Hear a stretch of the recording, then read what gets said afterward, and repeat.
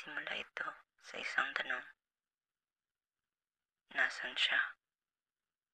Mula doon, ang mga tanong ay dumadami na humihila sa iyo ng mas malalim sa hindi alam.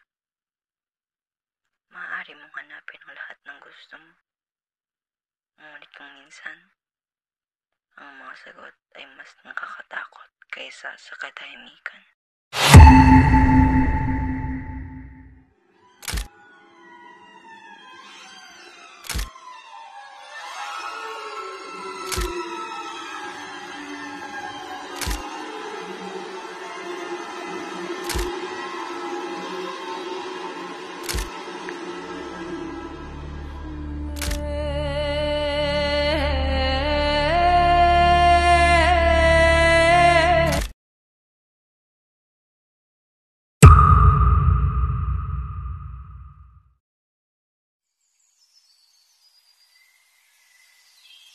Siya si Miranda.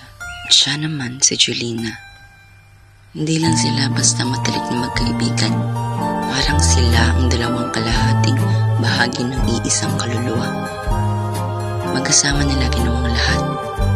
Binahagi ang bawat lihim at pangarap. Kung nakita mo ang isa, nariyan lang din ang isa.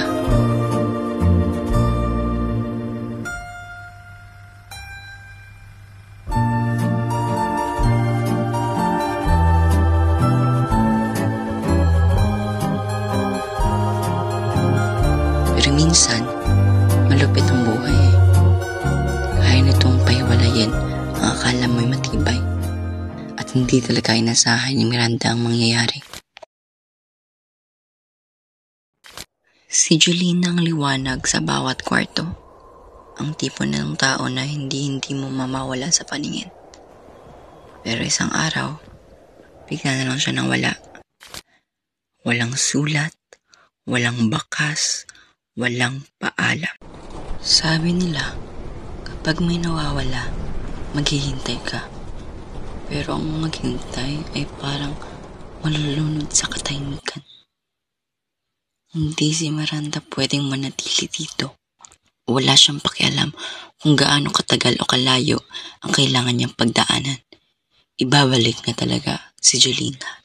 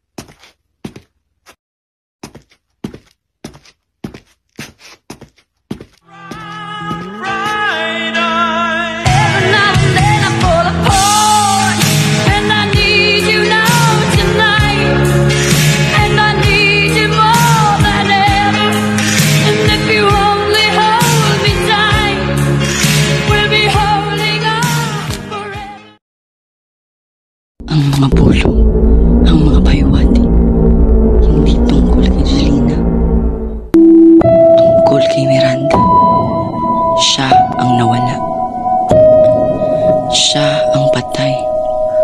Paulit-ulit siyang umiikot, humahabol sa mga anino, ang sarili niyang anino. At ngayon, hindi niya na kayang takasan pa.